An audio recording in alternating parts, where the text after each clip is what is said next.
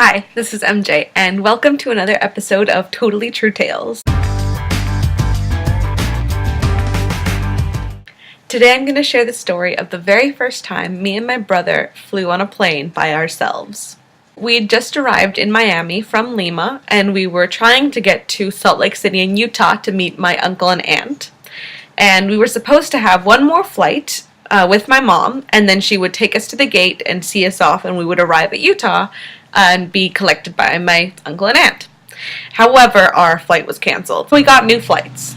This time, my mom's flight left earlier than ours, so she had us set up at the gate. She gave us some money for food, made sure that we were ready to go, and then said goodbye and went on her flight.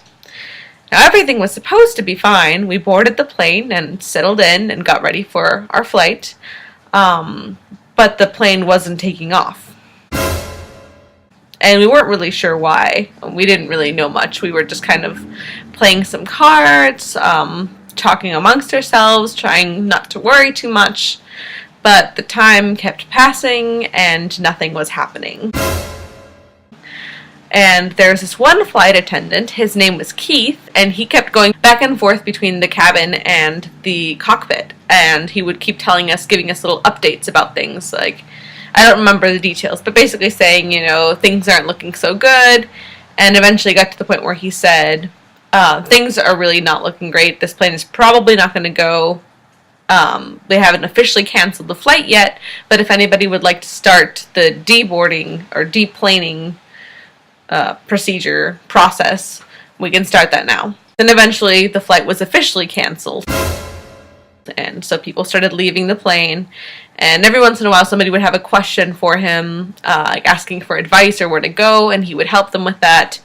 And I was sitting there just kind of not really processing what was happening. Like I said, it was the very first time that I was flying without an adult with me, and I had no idea what to do. And I had my little brother with me, and I just panicked. I started crying. I just didn't know what to do. And so we waited there on the plane until pretty much everybody else had gotten off. And then he approached us and asked us what we needed. And so we explained our situation, that we were on our own for the very first time and didn't really know what to do. And so he promised that he would help us. And so we were trying to work things out when this other flight attendant comes up and says, "Why are you helping them? That's not your job."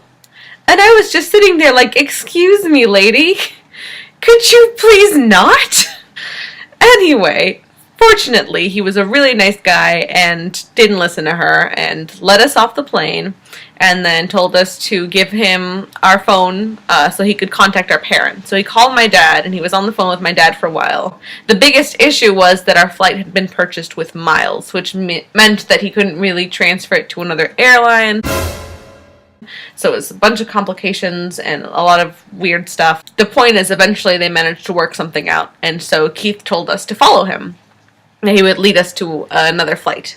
And so we follow him, and as we're crossing the airport, every once in a while we run into someone who needs help. So we were running across, and there's this woman who really needed help with one of her flights, and another person who needed help with some records on a computer, and a bunch of other stuff.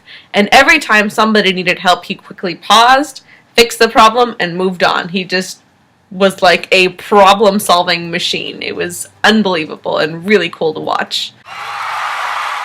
For some reason, we needed to pass through security again at one point. And instead of going through the normal security checkpoint, he took us to the flight crew security checkpoint. We got to go through the machines and everything with all the pilots and the crew, the flight attendants and everyone, and that was kind of cool.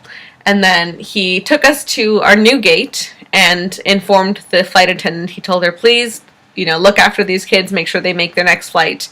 He'd gotten us on a flight to Las Vegas, and then another flight from Las Vegas to Salt Lake City, Utah.